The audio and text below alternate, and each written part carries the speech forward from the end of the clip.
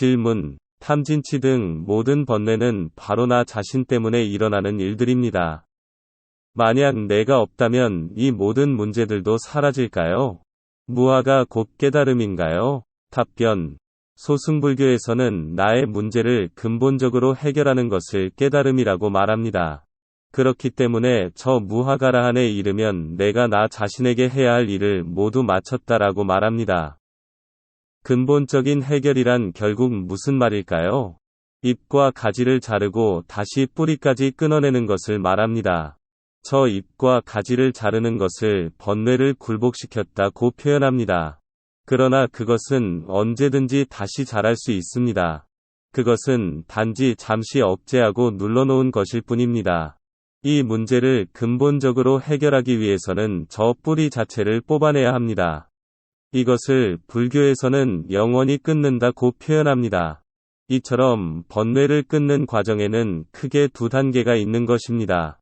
처음에는 굴복시키고 그 다음에는 끊어내는 것입니다. 이러한 두 가지 단계를 합해서 복단이라고 표현합니다.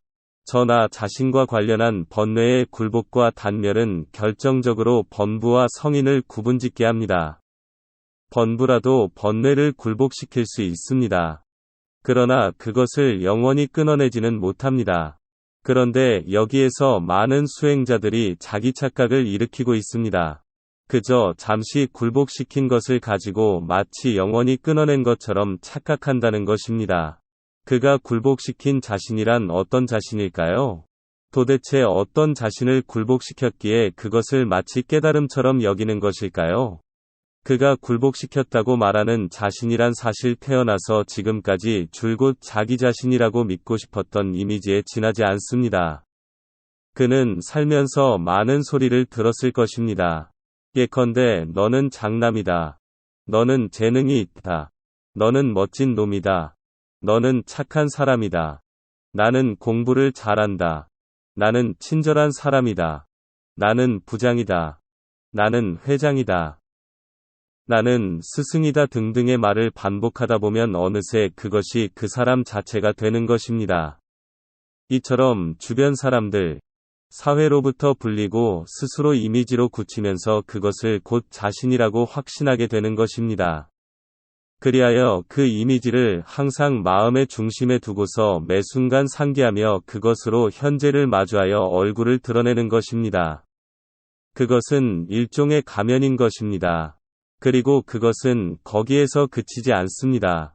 거기에서 다시 여러 가르침을 접하고 책이나 강연을 듣고 종교의 영향을 받으면서 더욱 정교하게 자신이라는 개념을 구체화하고 더욱더 이상적인 이미지를 구축하게 되는 것입니다. 이런 일들은 모두 분별하고 추론하는 과정을 거쳐서 만들어지는 것입니다. 결국 나 자신이라는 이미지나 개념은 곧 분별과 추론으로 만들어진 산물이라는 것입니다. 이와 같은 과정을 통해 만들어진 자신이란 곧 이 현생에서 만들어진 나 자신인 것입니다. 이러한 나 자신의 이미지는 오히려 부수기 쉽습니다. 명상을 하거나 불교의 가르침에서 영감을 얻고 수행을 하게 되면 마침내 지금까지 알고 있던 나 자신이 모두 가짜라는 것을 깨닫게 됩니다. 그때 그는 문득 이것이 곧 무아가 아닐까 하는 생각을 하게 됩니다. 내가 없음이란 바로 이런 것이 아닐까 하는 자각을 하게 되는 것입니다. 그리고 그는 이제 그것을 깨달음이라고 자기 확신을 더욱 다지는 과정을 밟게 됩니다.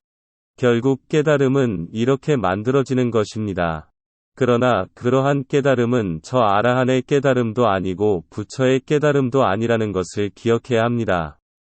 만약 아라한의 깨달음을 얻고자 한다면 반드시 두 가지 과정을 거쳐야 합니다.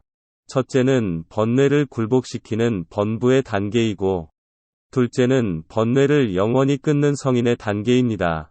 성인의 단계에서도 다시 두 단계가 있습니다.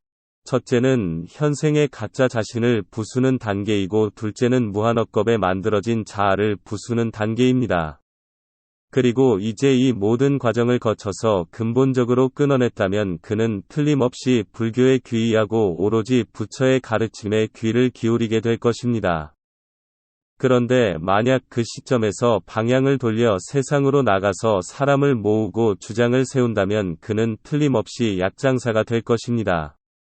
처음부터 나 자신이란 만들어진 것이었습니다. 이 만들어진 나 자신을 털어내고서 다시 처음의 자리로 돌아갔다면 이제 모든 것을 새롭게 시작해야 할 것입니다. 만들어진 나 자신을 근본적으로 끊어냈다면 그는 이제 성인의 부류에 합류할 준비 단계를 밟게 되는 것입니다. 그는 이제 비로소 사성제의 16가지 수행을 차례로 닦는 과정을 밟아가게 되는 것입니다.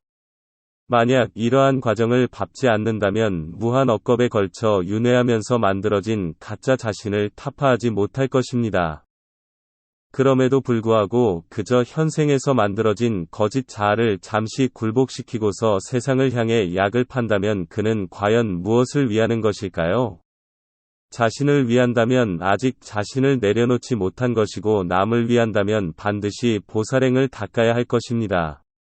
불교에서는 가짜와 진짜를 가려내는 매우 정밀한 검증 방법들이 있습니다. 만약 오온이 공하다는 것을 참으로 깨달았다면 그는 틀림없이 무아를 알았다고 하겠습니다. 이것을 대승에서는 아공이라고 부릅니다. 나 자신의 실체가 공하다는 것을 깨달았다는 것입니다. 이 아공에 이르렀을 때 비로소 부처의 도를 멀리서 바라보게 되는 것입니다.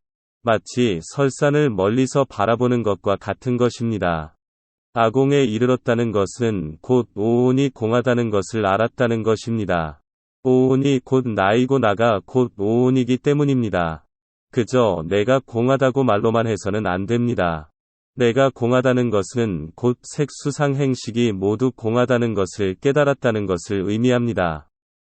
이 5가지가 곧 나 자신을 이루는 구성요소인 것입니다. 이 5가지 구성요소가 공하다는 것을 밝히면 저절로 내가 공하다는 것이 증명되는 것입니다. 총론은 반드시 강론이 수반되어야 하고 강론이 원만하게 이루어지면 총론은 저절로 밝혀지는 것입니다. 그러나 여기가 끝이 아닙니다. 이 현생에서 만들어진 아집을 설령 끊었다고 해도 저 무한한 억겁의 세월에 걸쳐 만들어진 아집의 습관들은 여전히 남아있기 때문입니다. 그러기에 경전에서도 이미 성인의 반열에 오른 마하가섭이지만 화를 내는 습관이 남아있다고 기록하고 있는 것입니다. 이 묵은 아집습기는 일상에서 쉽게 드러나지 않습니다. 아주 은밀하게 마음 깊은 곳에 잠복해서 때를 기다리고 있는 것입니다. 그러다가 어느 순간 가끔 눈을 번쩍 뜨는 것입니다. 이것을 근본적으로 뿌리를 뽑는 과정이 바로 성문사과를 닦는 성인의 수행인 것입니다. 성문사과란 곧 성문의 4가지 수행 단계를 가리키며 곧 수다원과 사다함과 아나함과 아라한과를 말합니다. 여기에서 과란 곧 결실을 얻는다는 의미입니다. 예컨대 수다원과라고 하면 곧 수다원의 수행 과정을 마쳤다는 의미인 것입니다. 모든 번뇌는 가짜 자신으로 말미암아 생겨납니다. 그리고 그 가짜나 자신이 만들어지는 것은 곧 저 오온을 제대로 살피지 못해서 생기는 일인 것입니다. 여기에서부터 오해가 생기고 착각이 일어나는 것입니다. 나 자신의 문제에 관한 한 소승불교의 가르침에서 이미 흘러넘치도록 밝혀주고 있습니다. 번부에서부터 저 아라한의 멸진정에 이르는 과정까지를 자세히 설명해주고 있는 것입니다. 만약 이제 나 자신의 문제를 근본적으로 해결했다면 그는 삼계윤회를 벗어나는 열쇠를 손에 쥐게 된 것입니다. 그리고 모든 번뇌로부터 해탈하게 된 것입니다. 이것을 아라한의 무여열반, 해탈산매라고 부릅니다. 왜냐하면 그에게는 이제 더 이상 이 3계에 윤회할 만한 인연의 씨앗이 없기 때문입니다.